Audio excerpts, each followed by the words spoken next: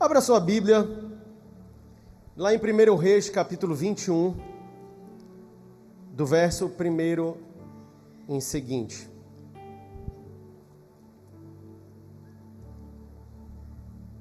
Primeiro Reis 21, do 1 em diante.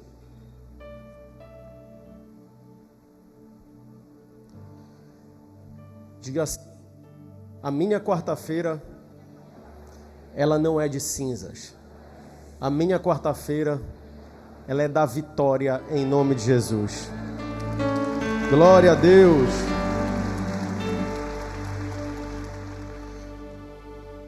Diz assim, 1 Reis 21, 3, você que não está aí com essa Bíblia ou não achou, acompanhe aqui com a gente.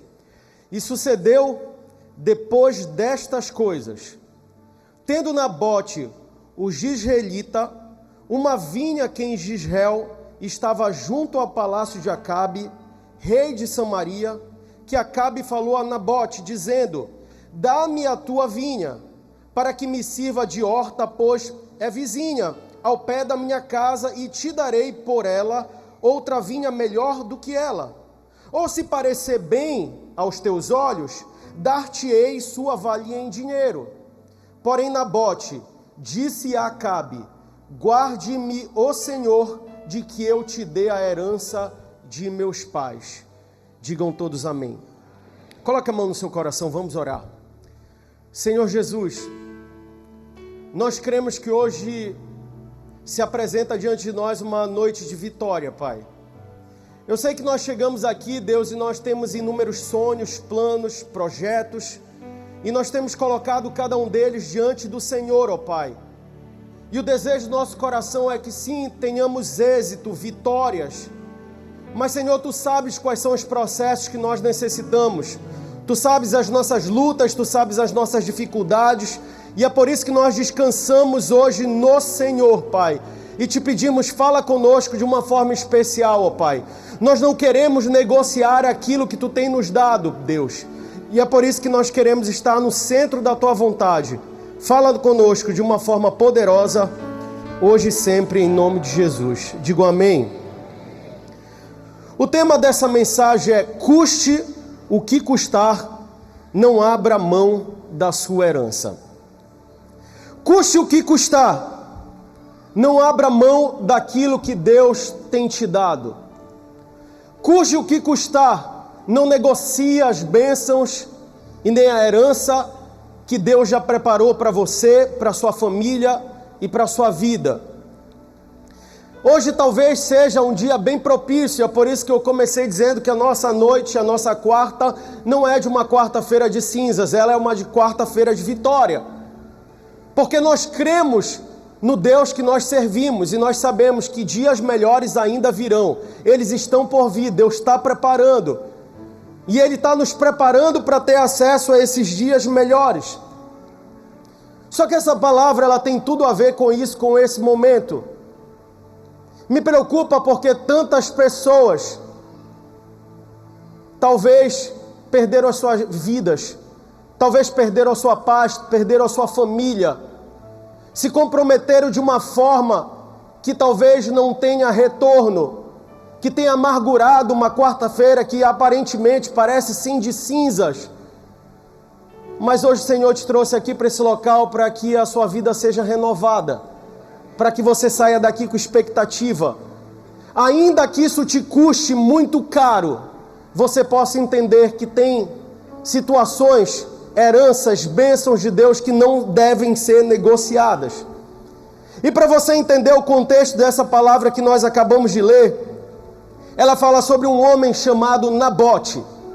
Nabote, ele tinha uma vinha. E o diferencial dessa vinha de Nabote, além dela ser uma herança de seus pais, era uma herança especial de seus pais, mas ela estava localizada junto, próxima, como vizinha ao palácio do rei Acabe, aquele rei que era o esposo de Jezabel, aquela mulher iníqua, aquela mulher que adorava outros deuses, aquela mulher que tudo que poderia fazer de mal, principalmente contra os homens de Deus, ela fazia. E Acabe, vendo essa situação dessa propriedade de Nabote sendo uma propriedade tão próxima, ele resolve fazer uma proposta que era uma proposta tentadora para aquela terra, que para ele era interessante por estar perto do palácio dele. Ele intentava que ali, com aquela vinha, ele fizesse uma horta. E ele faz uma proposta de certa forma até indecente, de tão boa que essa proposta ela se parecia ser. Só que quando ele faz essa proposta para Nabote, Nabote ele não aceita, ele dá uma negativa, e aquilo chamou muito a atenção, o fato dessa negativa de Nabote, porque Nabote era temente a Deus e principalmente temente às suas leis, às suas instruções e às suas direções. E motivo esse o qual fez com que Nabote não negociasse o que era uma herança de seus pais.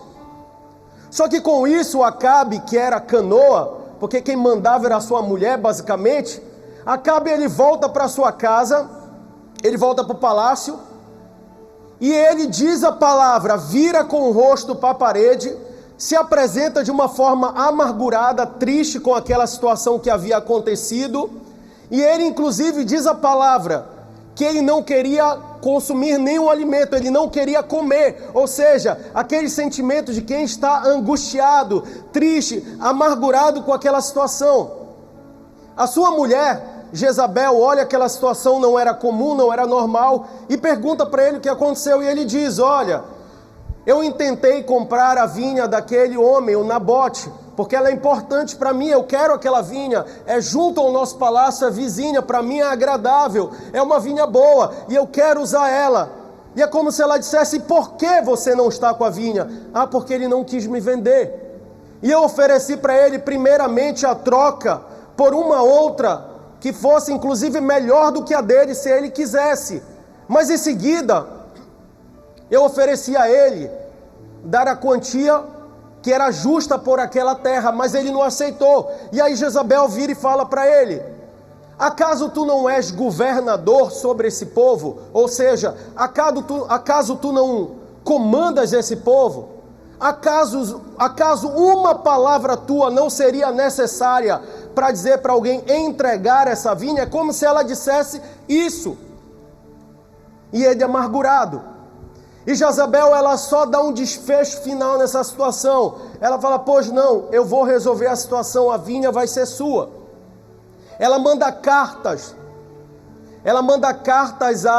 aos principais da cidade, aos anciãos, e ela faz uma convocação geral a essas pessoas e levanta 2 testemunhas Belial, 2 testemunhas que vão testemunhar contra Nabote, falsas acusações contra Nabote. E moral da história, ela faz essas acusações publicamente. Nabote, ele é acusado por esses crimes que foram imputados a ele. E a partir disso, Nabote é levado porque a recompensa de um crime como esse que foi imputado a ele seria a morte por apedrejamento. E ele é levado ao apedrejamento e ele morre. A gente sabe que no final disso, por causa dessas atitudes de Jezabel e de Acabe, eles morreram porque o profeta Elias entrou na parada. Mas falando dessa situação, é uma situação que nos chama muito a atenção. Nos chama a atenção porque o texto, de fato, ele mostra algo que salta aos olhos, que é o fato de Nabote recusar uma proposta de um rei. Nabote, ele perde a sua vida porque ele não queria perder uma herança. Só que entenda qual é o princípio e esse contexto daquela localidade. Não era normal nem comum pela cultura alguém dizer não a um rei. Porque quando alguém dizia não a um rei, como Acabe, estava negativando o rei, cortando totalmente a possibilidade que ele tinha a decisão, mas você ainda entrava numa forma de constrangimento ao rei e até mesmo entristecimento, que foi o que aconteceu. Então não era natural. Para você entender o quanto isso era normal se entender naquela época, sobre o contexto de autoridade de um rei, quando a gente vê a rainha Esther com o rei Assuero, Até ela mesmo sendo esposa para chegar perante ao rei, ela teria que ser convocada. Só que ela queria fazer uma petição pelo seu povo hebreu. E como ela queria fazer uma petição, ela fez com que o povo entrasse num jejum específico por essa causa. Tamanha era a preocupação dela de ir presente ao rei sem ser autorizada. Do que dirá você dizer não ao rei? E ela vai, você conhece a história, ela vai à presença do rei, e o rei recebe ela com satisfação, estende o cetro de justiça, que significava, sim, eu te recebo, mas se ele não a recebesse, ela poderia até morrer, porque isso seria a sentença de morte. O que aconteceu aqui com Acabe e Nabote seria suficiente para que Acabe mandasse matar Nabote, porque ele tirou a autoridade de um rei. Mas isso salta aos nossos olhos para entender por que um homem como Nabote, temente a Deus, conhecia as leis de Deus, que conhecia Deus, que andava com Deus, ele preferiu a morte do que entregar uma herança. Dois motivos principais me chamam a atenção. O primeiro é o emocional. Naturalmente, os seus pais haviam deixado uma herança que emocionalmente era algo diferente para ele, porque daria continuidade às gerações. Mas também tem um ponto de vista espiritual, e aqui que nós entramos. Em muitos momentos Deus tem lançado sobre nós as suas heranças. Eu creio que você não sai daqui sem ter acesso às heranças de Deus, mas você precisa entender, heranças de Deus não são negociadas. E ele sabia pela fé que ele tinha em Deus, que ele não deveria negociar essas heranças, e o próprio Acabe sabia disso, e é por isso que ele negociou, por isso que ele não simplesmente tomou, porque era algo muito sério. Inclusive no ano do jubileu, a gente vê lá no Velho Testamento, fala que as propriedades a cada 50 anos, elas voltavam aos seus donos, mesmo que elas tivessem sido vendidas, porque a terra era um passivo muito importante e precioso para aquela família. Então alguns motivos têm feito, assim como alguns motivos fizeram, com que Nabote não abrisse mão da sua herança, mas alguns motivos têm feito muitos dentre nós a abrirem mão das heranças, abrir mão das bênçãos de Deus, abrir mão daquilo que Deus já fez na tua vida, na tua família, na sua casa, no nosso lar. E talvez nós tenhamos que aprender com as atitudes de Nabote, esses motivos. E hoje que fique um conselho a cada um de nós, e eu começo aqui: não abra mão da sua herança. Primeiro, mesmo que lhe custe perder prestígio e influência. Não abra mão da herança que Deus te dado, das bênçãos que Deus te dado, do que Ele tem feito na tua vida, por prestígio e por influência. 1 Reis 21:1, que nós já lemos, e eu vou repetir, diz assim: e sucedeu depois destas coisas, tendo Nabote o Jizreelita uma vinha em Jizreel, estava junto ao palácio de Acabe, rei da Samaria. A vinha de Nabote era uma vinha com uma posição privilegiada, e o seu vizinho era nada mais, nada menos do que o rei de Samaria. Ou seja, a propriedade dele já era uma propriedade privilegiada, porque ela estava perto do palácio de um rei. Só ali ele já tinha um certo privilégio, e poderia ter de repente até uma certa influência. Só que o rei olhou, o rei Acabe olha para aquela vinha, e ele deseja aquela vinha. E bastava somente Nabote vender ou trocar, e ele cairia na graça daquele que tinha muito privilégio e muita influência. Bastaria somente ele aceitar a negociação e a proposta do rei, que teoricamente seria uma proposta justa, e com isso ele cairia provavelmente na graça de um rei. Porque entenda, meus irmãos, é natural quando você agrada logicamente uma autoridade, você caia na graça dessa autoridade. Só que, ao contrário, Nabote ele faz uma escolha que custaria muito caro, que era não negociar a sua herança. É muito bom ter a graça de uma autoridade importante, seja um prefeito, por exemplo, seja um governador. Como seria bom fazer favores, talvez para um governador, para um presidente, talvez para o presidente de uma empresa que você trabalha, um grande CEO de uma multinacional, talvez que você trabalha ou que você conhece. Como seria bom fazer favores para pessoas que são influentes, que têm privilégios, que têm prestígio. Porque uma vez que você cai na graça dessas pessoas, o que acontece? Essas pessoas elas se sentem como em dívida para te abençoar, para cuidar de você. Para Nabote isso seria simples, porque bastava uma negociação e naquele momento ele poderia ter muitos privilégios, ele poderia ter prestígio, ele poderia ter influência no meio daquelas pessoas. Mas melhor do que ter a graça perante autoridades, é ter a graça perante a Deus. Melhor do que isso é agradar a Deus ao ponto que Deus olha para cada um de nós e Ele se sente satisfeito por sempre nos abençoar. O que Nabote fez aqui nesse momento importa que eu agrade a Deus, porque Deus sabe qual é o controle da minha vida, Ele sabe tudo da minha vida, então eu vou confiar no meu Deus. Você está entendendo? Porque às vezes a gente se esforça tanto, irmãos. Só Deus sabe às vezes quanto você se esforça para garantir o teu emprego. Quem trabalha com venda para garantir, principalmente bater as metas, para no final do mês você ter emprego para poder sustentar a sua família. Só Deus sabe quanto às vezes muitos de nós temos que nos esforçar para agradar alguém, quando às vezes Deus nos chama para agradar a dele, porque Ele é dono de tudo. Ele é dono do ouro e da prata, Ele é dono das nossas vidas, Ele é dono do teu patrão, Ele é dono de tudo aqui nesse lugar.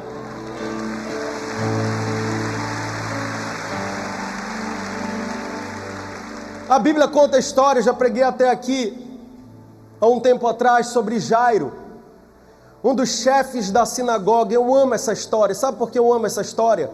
O homem era um dos chefes, um dos principais da sinagoga. A Bíblia diz, o que isso significa? Que Jairo, ele tinha esse comando de privilégio, de influência perante as pessoas. Só que Jairo, ele tinha um problema. A sua filha de 12 anos de idade, ela adoeceu e estava indo à morte. De fato, ela morreu, porque Jesus ressuscitou ela. Mas de fato, ela morre. Agora entenda, comece a imaginar comigo, Jairo, um dos principais da sinagoga, tem influência, tem prestígio, conhece pessoas poderosas. Ele não tinha acesso ao que tem de melhor na medicina. Ele não tinha acesso a resolver o problema da sua filha, mas o que aconteceu ali é que naturalmente nada se podia fazer, mas ele ouve falar que Jesus estava passando. E aí ele vai no encontro de Jesus e a Bíblia diz que ele se prostra perante a Jesus. Só que o negócio é mais pesado do que você pode imaginar, porque Jairo era um dos principais da sinagoga, e para os judeus, ali Jesus era considerado aquele que fazia os milagres por intermédio de Belzebu, ou seja, por intermédio de Satanás. Ele não era reconhecido pelos religiosos daquela época. Então quando Jairo se prostra perante Jesus, o que ele está declarando é: eu não me importo em perder os meus privilégios, eu não me importo perder a mesa de amigos que eu tenho, eu não me importo perder os banquetes, perder os jantares, perder os almoços, perder o ciclo de amizades que muito pode fazer por mim, porque eu tenho influência, eu sou alguém importante na sinagoga, eu sou alguém importante na cidade, mas eu pouco me importo, sabe por quê? A Bíblia diz que a nossa herança, os nossos filhos são herança do Senhor. Pouco me importa, porque a minha filha vai morrer. Não vale a pena eu ter prestígio, privilégio, se eu perder a minha herança. Você está entendendo? Que quando nós colocamos na equação, o preço é muito caro, simplesmente só por privilégio. Deus é dono de tudo. Quem pode te dar o maior privilégio, a maior influência é Ele. E Deus quer te dar. Entenda, quando eu falo isso, eu não estou falando, olha, abra mão de cargos importantes, abra mão de influência, não. Sabe por quê? Porque a Bíblia diz que Ele quer nos levantar por cabeça e não por cauda. Eu creio e profetizo que daqui dessa igreja, uma igreja desse tamanho, é impossível isso não acontecer, e Deus quer fazer. Se levantarão influências políticas, influências sociais, se levantarão pessoas aqui que serão grandes médicos, grandes fisioterapeutas, grandes engenheiros. Você já recebe aí, diga amém. Muitos homens e mulheres de Deus serão levantados. Mas nunca esqueça que a sua herança não tem que ser negociada, porque quem te avaliou e quem te deu o privilégio maior foi Jesus. Ele que te dá influência, Ele te coloca nos locais altos. Glória a Deus, nunca esqueça de quem te levantou, que foi Deus.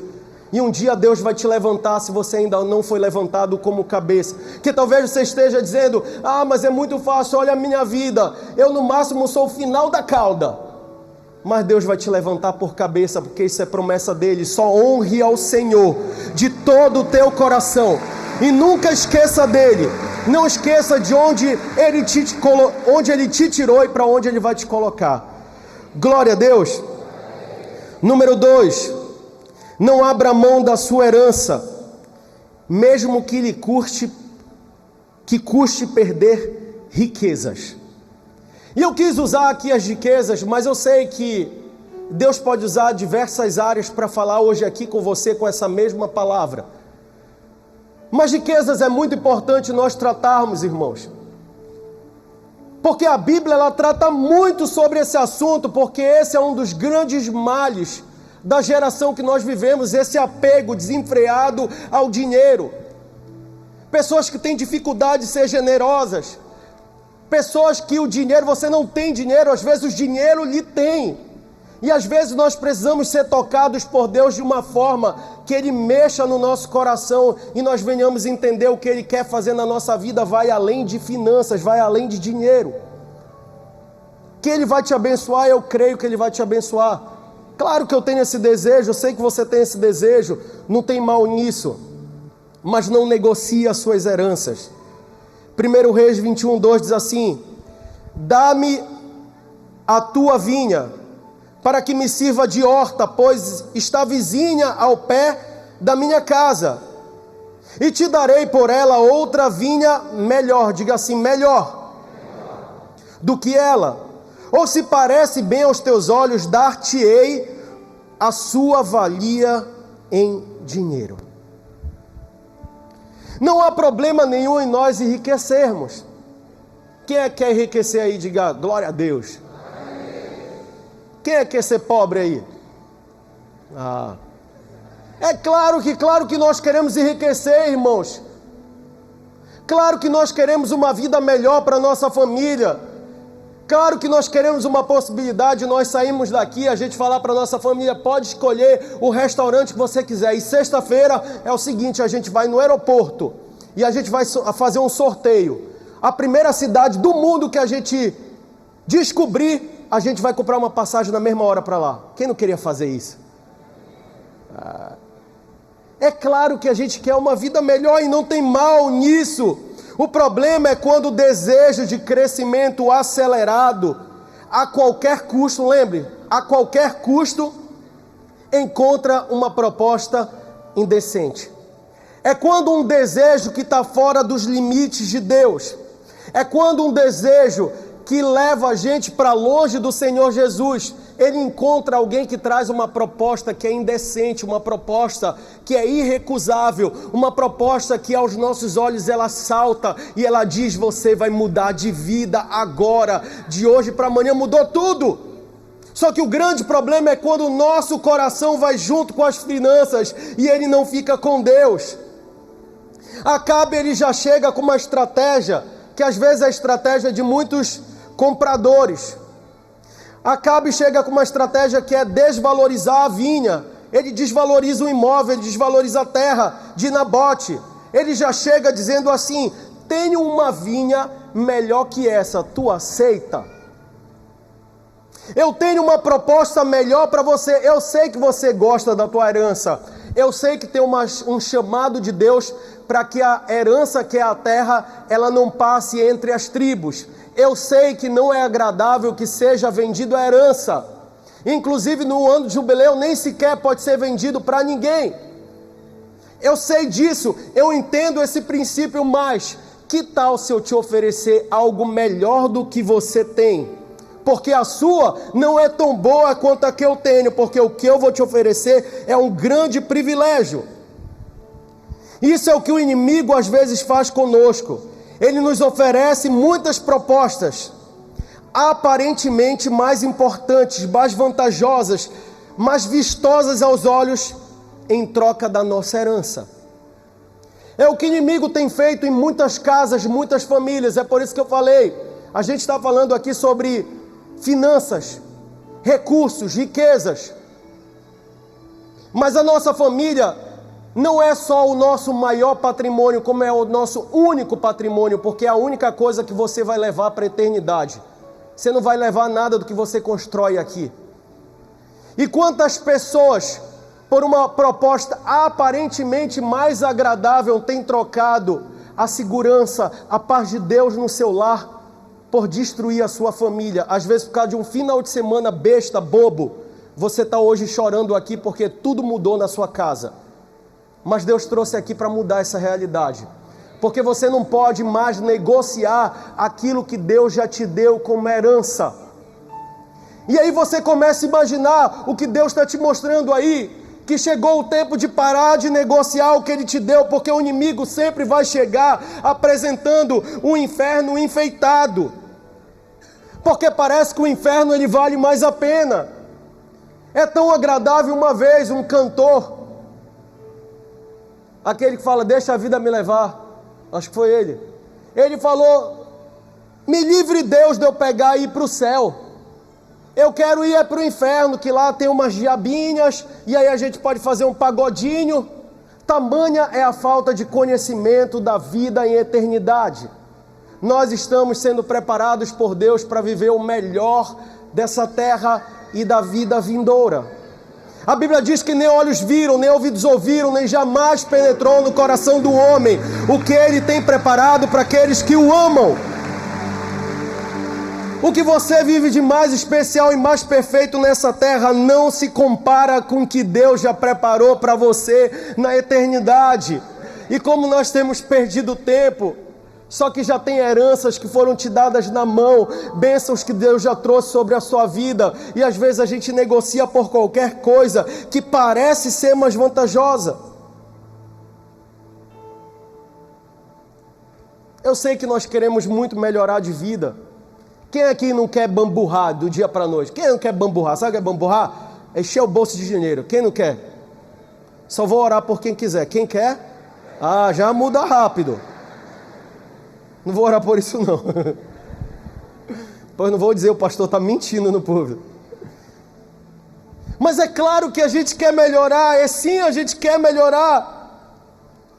E ele queria melhorar também. Nabote, provavelmente. É bom ter uma qualidade de vida melhor. Essa poderia ser talvez a mega cena da virada de Nabote. Ele poderia fazer inclusive o futuro dele com essa venda. É claro que ele deu um preço justo ali. Ele falou, olha, eu vou te dar um preço condizente com a tua terra. Mas entenda, ele queria muito aquela terra. Então ele negociaria preços que talvez fosse além daquela terra. Ele poderia talvez, eu estou confabulando quanto a isso na palavra e tentando entender, porque se ele tivesse o coração longe das heranças de Deus, longe do entendimento de obedecer a Deus, ele poderia fazer a vida dele naquele momento, escolher algo melhor para ele, garantir a vida dele para o futuro, mas não valia a pena para ele trocar, abrir mão da sua herança por riquezas. Nenhuma riqueza era suficiente. Tem gente que qualquer proposta financeira deixa de adorar a Deus, irmãos. Qualquer oportunidade de trabalho que apresente, olha, é o seguinte, eu sei que você está indo bem na igreja, você já até virou líder de célula, você está se aproximando, está indo direto para a célula, mas apareceu um emprego que a gente vai melhorar em R$ 500 teu salário, mas tu não vai mais poder morar em Belém, tu vai morar lá em Quatipuru, sei lá. Aí o cara aceita. Eu estou logicamente indo ao extremo, mas você está entendendo. Às vezes, por algumas propostas, a gente abre mão do que aquilo que a gente já orou há anos. Às vezes você está orando há décadas falando, Deus me abençoa com uma família, Deus me abençoa com uma empresa, Deus me abençoa com um emprego, Deus me abençoa com isso, com aquilo, aí Deus abençoa. Aí depois de Deus abençoar, aparece uma proposta que às vezes não é de Deus, você nem sequer ora para Ele, passou décadas orando, depois não ora nem 5 minutos e aceita abrindo mão de tudo aquilo, às vezes da sua própria família. Tem gente que abriu mão da sua própria família por uma besteira. E o futuro vai chegar e o futuro dói, irmãos. Quando a gente percebe que a gente abriu mão do que valia muito mais. A Bíblia conta a história, por exemplo, de um homem chamado como Jovem Rico. Você já deve ter ouvido a história. Ele faz a melhor pergunta que poderia se fazer para Jesus. Ele encontra com Jesus e fala assim, Jesus, o que eu posso fazer para herdar a vida eterna? Boa pergunta. Fez a pergunta certa. Atingiu o cerne da questão de Jesus, que era, ele veio para salvar o perdido, construir morada e levar cada um de nós para viver a eternidade. Ele estava preparando o caminho para isso e ele faz a pergunta certa. Ele atingiu o alvo. E aí Jesus fala, olha, você respeita os mandamentos? Sabendo já da conduta dele. Ele falou, respeito todos os mandamentos, sim. Eu honro meu pai e minha mãe, eu fiz isso, eu fiz aquilo. Aí Jesus falou, te falta só uma coisa. Vai e vende tudo que tu tens e dá aos pobres. Entenda que o problema aqui não era as riquezas dele. O problema é o que eu falei para vocês, é porque ele não tinha riqueza, as riquezas tinham ele. O coração dele estava na riqueza e Deus, e Jesus foi direto na raiz. Jesus falou, e agora? E aí? Como funciona? Você abre mão das tuas riquezas pela eternidade, por uma herança maior que eu vou te dar, que é uma herança eterna, que as traças não vão corroer, que não vão ficar, não vão nem para o teu caixão. Você abre mão, e a Bíblia diz que ele muito pesaroso, ele foi embora. E olha que a Bíblia diz que Jesus o amou mesmo assim. Porque a capacidade de Jesus nos amar não tem nada a ver com o que você faz ou você deixa de fazer. Jesus te ama. Ainda quando a gente erra, ainda que você tenha errado esse final de semana, ainda que você esteja errando, Jesus te ama. Sabe por quê? A minha e a sua capacidade de viver a eternidade não tem a ver com a nossa capacidade, tem a ver com Jesus. Porque além da minha capacidade, da sua capacidade, Ele primeiro nos amou. É assim que funciona. E esse jovem rico, ele perde a sua salvação, mas não perde a sua riqueza. Talvez essa seja a sua guerra. Você trabalha desenfreado, não consegue arranjar tempo para as coisas de Deus.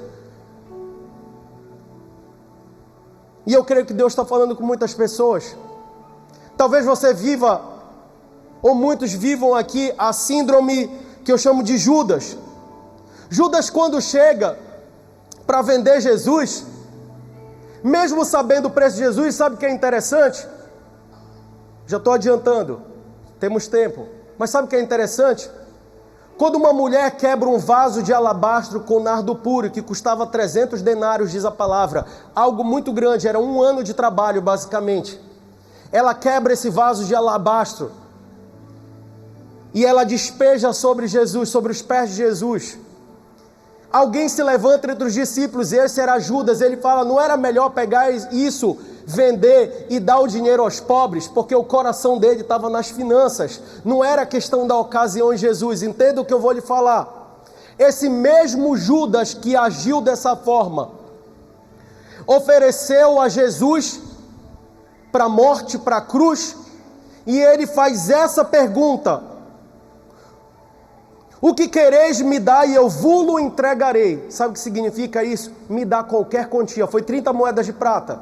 Mas ele disse, me dá qualquer quantia, qualquer coisa que vocês colocarem no meu bolso eu aceito. Se vocês não me derem nada, é como se dissesse, para mim Jesus não tem valor nenhum. porque eu entrego ele por qualquer preço. Quando nós fazemos isso, negociamos as nossas heranças, nós estamos fazendo isso com Jesus. Jesus, tu não tem valor nenhum para mim. E eu queria que você anotasse essa frase no teu coração, que eu creio que Deus me deu com muito afinco para mudar a tua história. O que Deus te deu não tem preço, mas tem um valor gigantesco. E o diabo vai tentar colocar um preço e provar para você que não tem valor. Você entendeu? As heranças que Deus nos dá, elas não têm preço.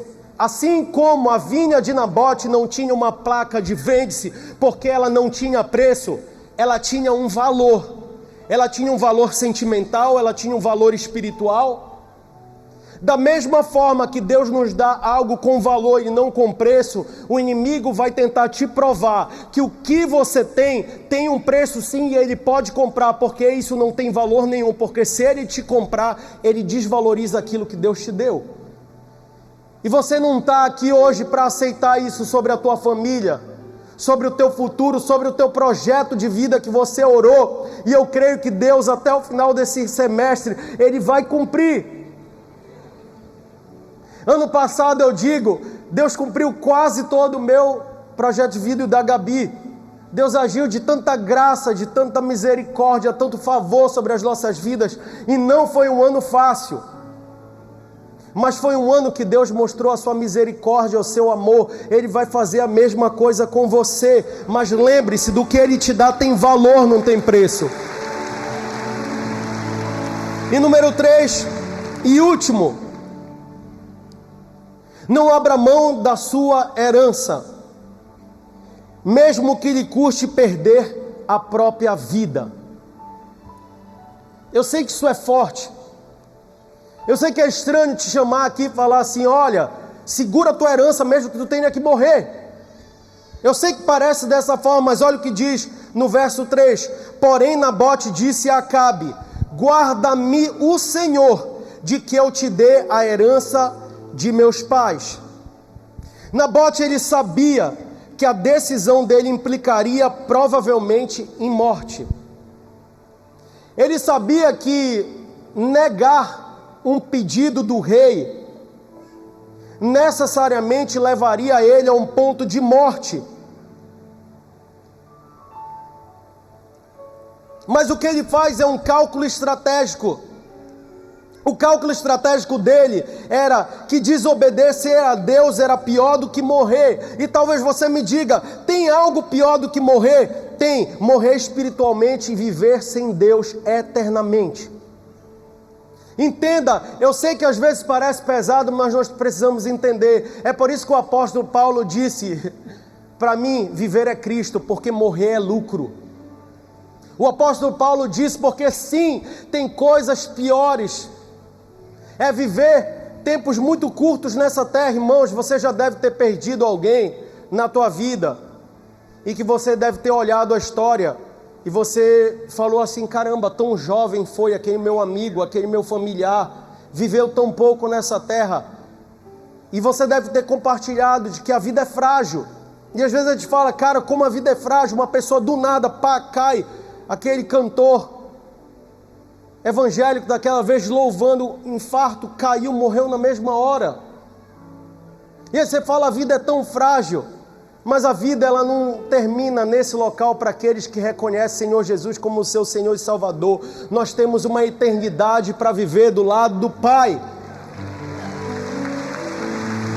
Nós temos uma eternidade, não é para acabar aqui nesse local, nem acabar no ofício fúnebre.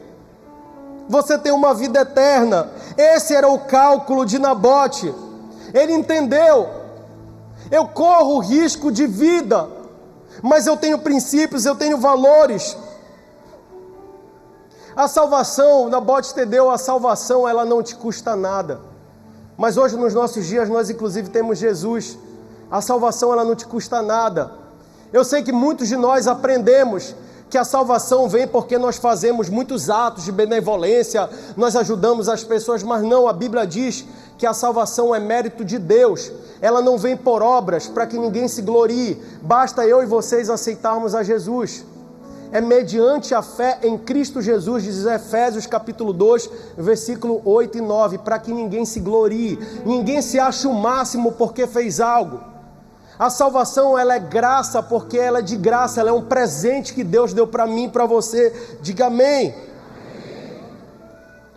Ou seja, a salvação não te custará nada, porque o sacrifício foi pago na cruz, mas andar com Cristo em terra te custará tudo, te custará a tua vida. Você consegue entender? Porque viver para mim é Cristo, morrer é só um ganho disso tudo. Nós precisamos sair daqui entendendo o que Deus está querendo falar. Que Ele vai te abençoar tanto, Ele vai cuidar de você, Ele vai te dar heranças, mas você não pode negociar essas heranças, custe o que custar. Não tenha nem medo se as portas se fecharem para você. Se você depositou a sua confiança em Deus e não em homens, você não precisa ter medo, porque Ele é quem cuida de você. Gálatas capítulo 1, verso 10 diz assim: porventura procuro eu agora o favor dos homens ou o de Deus? Ou procuro agradar a homens? Se eu agradasse ainda a homens, não seria servo de Cristo. Custe o que custar, não negocie a sua herança. Custe o que custar, não negocie os seus princípios. Custe o que custar, não negocie os seus valores. Custe o que custar, não negocie as bênçãos que Deus tem te dado, porque esse é só o começo do que Ele vai fazer para você. Ele não trouxe você aqui para ter uma vida derrotista. Sabe por que Deus deseja te abençoar? Porque você é testemunha da glória dEle. Quando Deus te abençoar, as pessoas vão olhar para você e elas vão falar: existe algo diferente nele e nela, e é Deus, só pode, porque ela sempre falou de Deus, ela serve a Deus. Eu nem acreditava, mas olha o que Deus fez na vida dela. Você não vai precisar se justificar. A Bíblia diz que o justo não se justifica. Sabe por quê? Cristo é quem te justifica. Fica em pé no seu lugar.